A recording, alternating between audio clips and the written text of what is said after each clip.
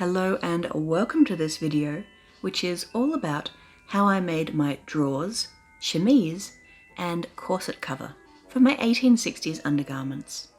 All three were sewn using a lovely light white cotton voile and decorated with cotton lace.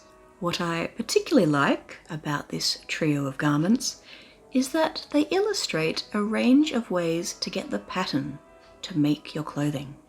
The drawers were made using the Truly Victorian pattern TV106 1865 Chemise and Drawers. This is a multi-size pattern, probably what most people would think of as a standard pattern for modern sewing. The pattern comes with multiple sizes in it, so you cut out your size and sew with that. I drafted the pattern for my chemise using instructions by Elizabeth Stewart Clark. And I scaled up a single size pattern for my corset cover. I used the Christine Corset cover by Bella Designs. I'll put links to all of these in the description box below. So now let's look at each item in turn, starting with the drawers. On a double layer of fabric, I cut out the leg pieces. Then I cut strips of bias for binding, and I cut 2 of each waistband piece on the fold.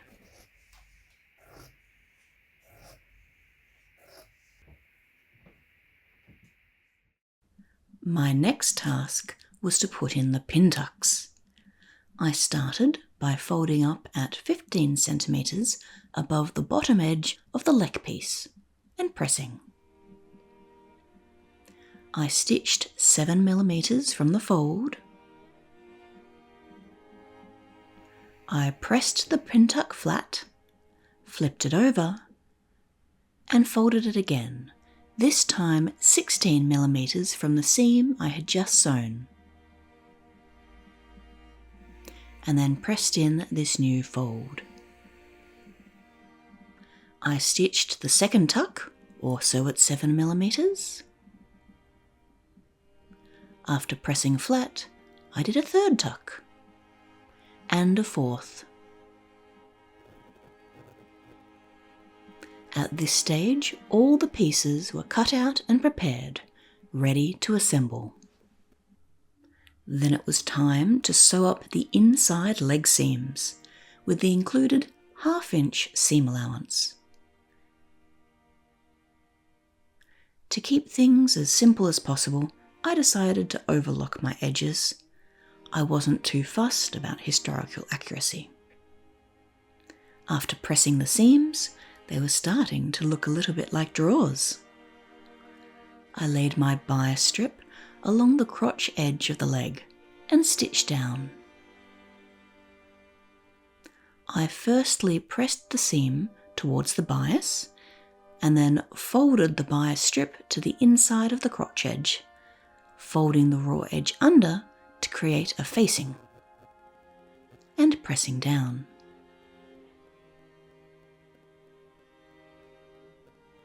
Then I top stitched,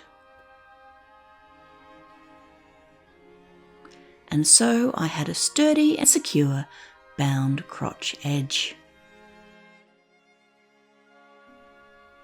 I next added the gathering stitches along the top of the legs, although it's a little difficult to see here.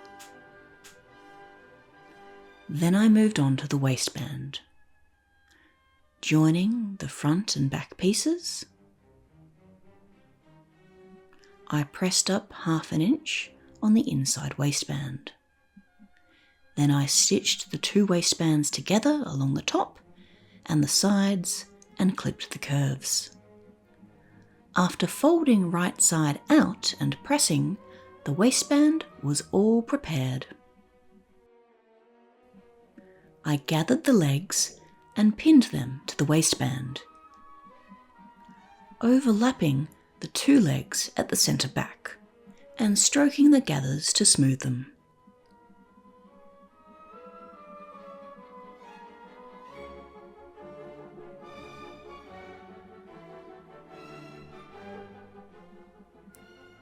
I stitched along the waistband seam being extra careful that everything was sitting correctly at the overlap of the two leg pieces at the centre back.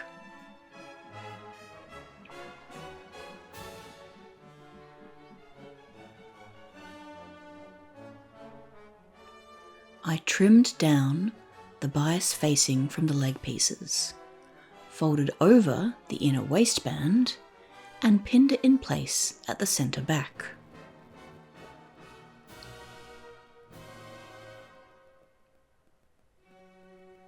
Then I pinned down the rest of the folded over waistband along the inside.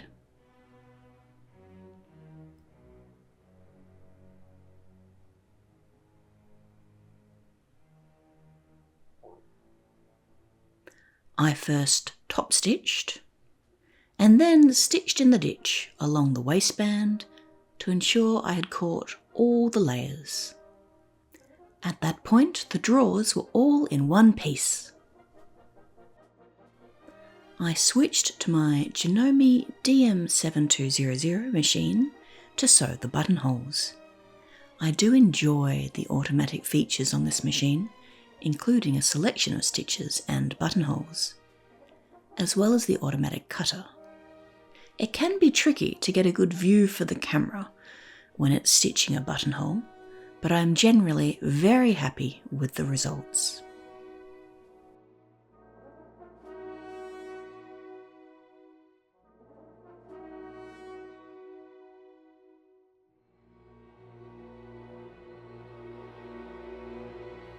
With the drawers inside out, I folded up the hem to be 2 centimeters from the bottom of the pin tuck, pressed, folded in the edge, and pressed it again.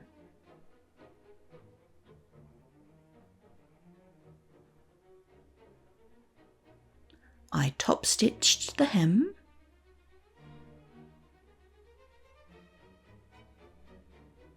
then stitched on lace to the bottom of the leg hems using a zigzag stitch.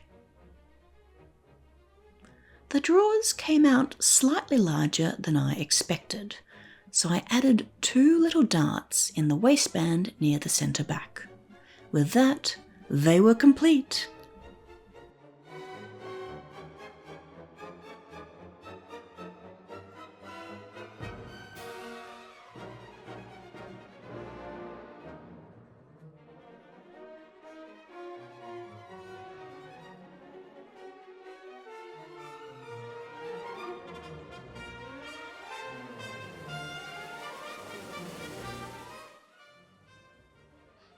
So there's the drawers, a functional garment that came together fairly straightforwardly. The only issue was that waist turning out a bit big, but it had an easy fix. And I'm very pleased with my little decorative touches of the pin tucks and lace. So now let's move to the chemise. I followed the instructions by Elizabeth Stewart Clark and drafted out a pattern to fit me. I took the measurements required, including chemise length, neckline, sleeve length, and bicep.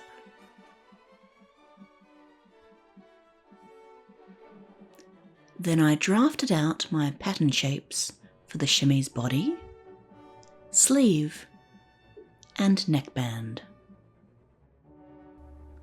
I laid out my cotton voile on the fold, cut out a curved neckline for the back piece, and cut the sleeve shaping, then repeating that for the front piece, but this time with a straight neckline, in addition to the sleeve shaping. For the sleeves, I once again started with rectangles, then cut down to the drafted shapes. Here I foolishly did not properly account for the seam allowance at the sleeve hem. I attached the sleeves to the main body with a quick and easy overlock, then did the same to sew the side seams. With a long stitch length, I added 2 lines of gathering stitches around the neckline, then gathered the neckline into the neckband piece. To finish the essential sewing, I hemmed the sleeves and bottom edge.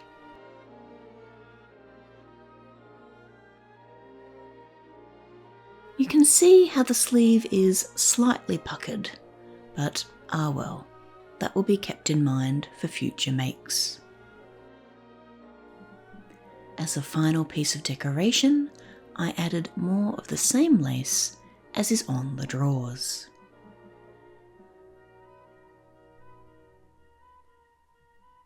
And with that, the chemise was complete. It is a lightweight garment and sits as designed,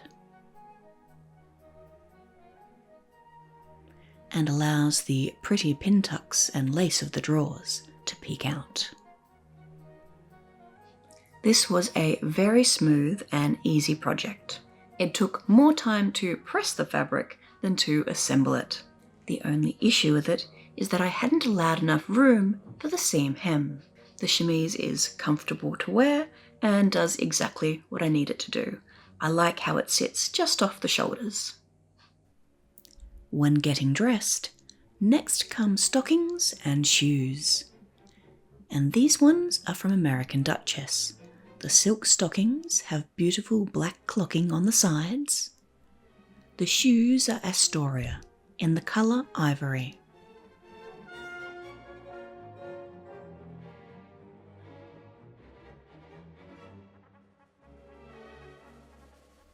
I also have separate videos about how I fitted and then made my red-threaded 1860s Gored Corset. I'm still very pleased with the corset, with its quilting, flossing, lace decoration and overall shape.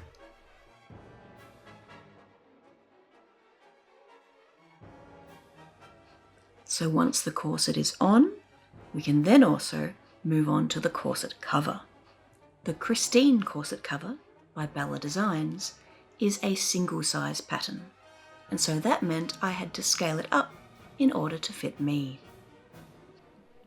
It was a single size printed home pattern which I cut out and assembled. While wearing my underlayers done up loosely, I measured my overall bust circumference.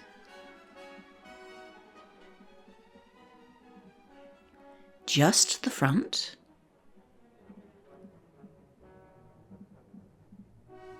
then just the back as a sense check. My total waist measurement, as well as the front and back. You won't be surprised that next came hips total, and then front and back. I also measured the length of the centre front, as well as top to waist and waist to bottom. Finally, I also measured the length of the front neckline, the back neckline, and the arm side.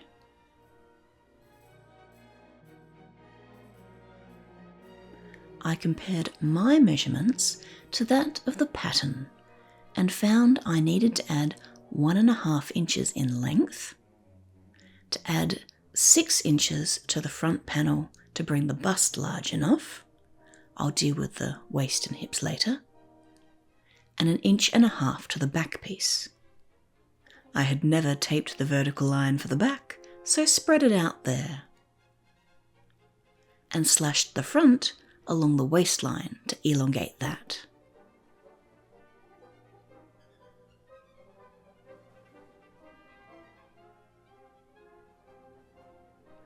I adjusted the pieces by adding in extra paper and then trimming down and smoothing as needed. I also added in the waist extension to the back piece. Then I slashed and spread the front piece.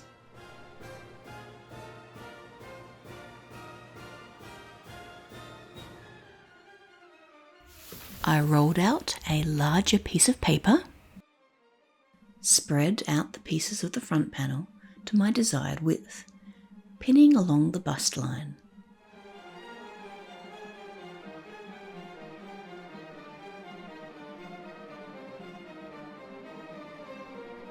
I considered angling in to bring the hip size down to my measurements, but I didn't like the look of that, so I reverted to straight.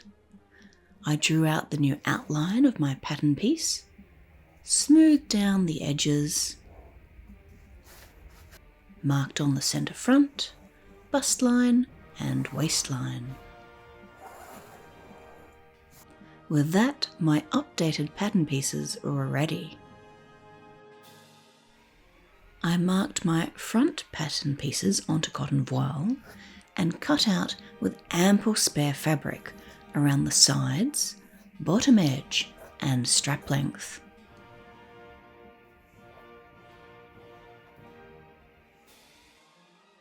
Then I marked the back piece on the fold and similarly cut out with plenty of room, allowing me to do final fitting adjustments on my body. I decided to firstly lock in the centre front button band. I ironed the seam allowance back and then under.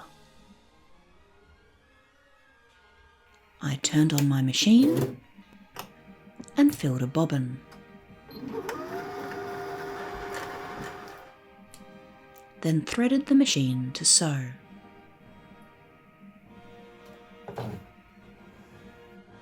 I top stitched the button band in place along the edge of the front pieces. On the back piece, I folded along the lines for the darts and pinned.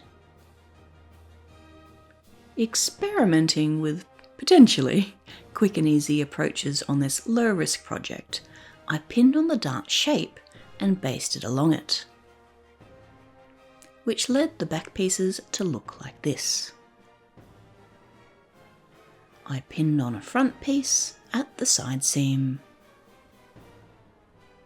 Then I basted the side seam with a 4mm stitch length, and then did the same with the other side. Let's try on the corset cover. The back was sitting quite nicely. The first thing to adjust were the shoulder seams.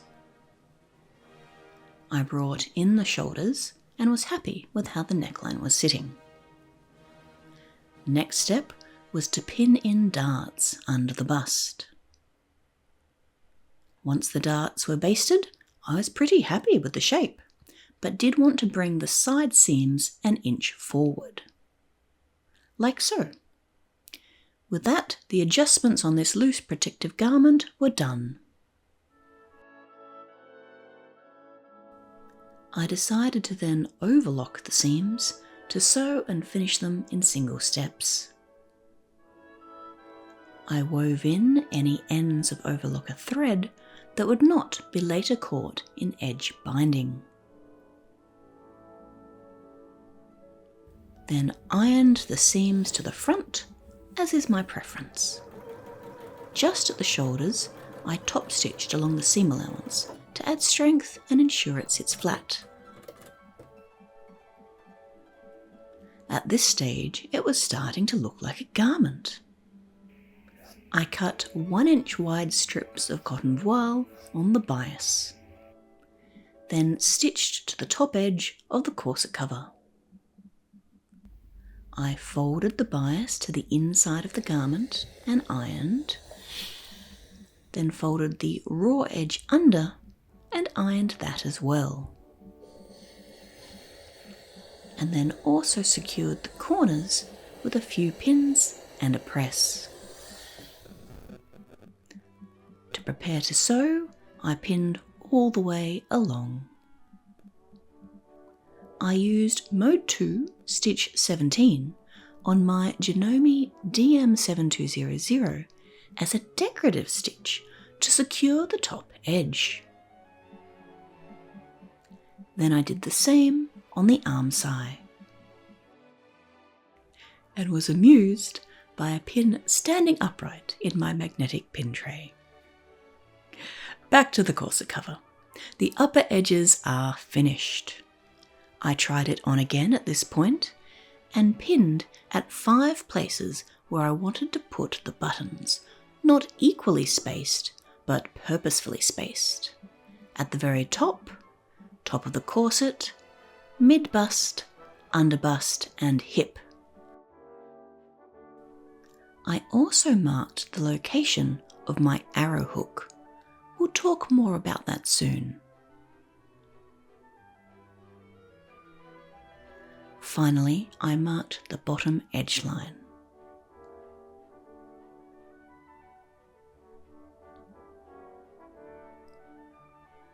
Next, I selected 5 buttons, which were similar enough for a basic undergarment.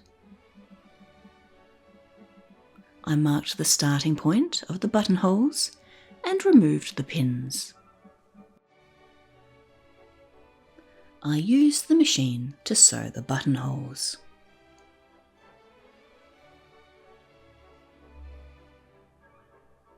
Then with the 2 halves pinned together, I trimmed down the bottom edge. I gave it a press, and I folded it up by 2.5 centimeters and pressed that. I folded under the top edge and then snipped it and then folded under and pinned. Then I used the same stitch that I had used on the neckline to secure the hem, at which point the bottom of the corset cover looked like this. Now, back to that corset arrow hook. The roll is to keep down the bulk of the petticoat waistbands. I marked the place for the corset arrow hook to come through on the corset cover and cut out a rectangle of cotton voile to do a welt opening. I pinned the rectangle on, then stitched around where I wanted the opening to be, and cut along the middle. For a more detailed look at welted openings in the guise of pockets, please see my waistcoat video. I posted the welt fabric through the cut opening.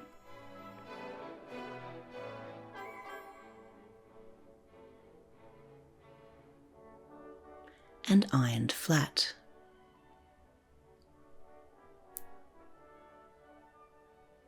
I top stitched around the opening, then trimmed down the fabric and folded under the raw edges, pinning in place. And back with stitch 17, as I had used on the edges, I sewed around the welt opening, and with that, the welt for the corset arrow hook was complete. So it's on, it's covering, so the chemise is the base layer. This is not a completely base layer, this is covering the corset. I'm pretty happy with how that's sitting, because particularly once you pull it in, it's sort of just in the right spot. It's like, winning! So yeah, it's providing a cover to the corset, which is its purpose.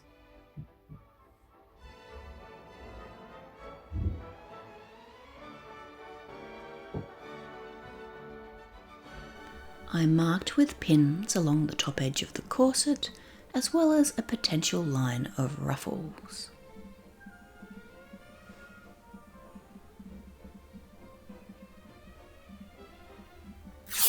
I tore off 3-inch strips of cotton voile, then stitched a narrow hem along one side of each strip. I had enough lace for 4 ruffles. I stitched on the lace to the hemmed edge using a zigzag stitch.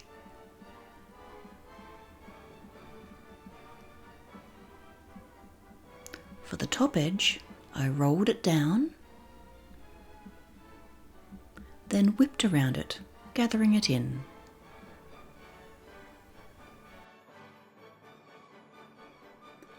The whip gathered ruffles then looked like this. I pinned them onto the corset cover and stitched them down.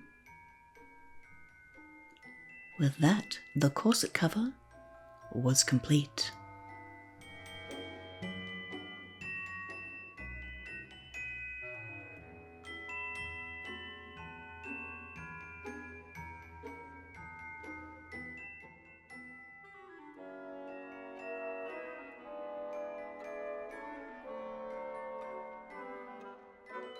The corset cover came out well, adding a layer of protection over the corset, and those ruffles will help smooth the top line. I was also pleased with how the hole for the arrow hook came through. I was able to use that successfully, though you'll have to wait for later videos to see the details of the sewing of the hoop skirt and petticoats. Overall, I'm very happy with these 3 garments. Each of them are fairly quick projects, but together they all build towards the confection of 1860s undergarments. Thank you very much for watching.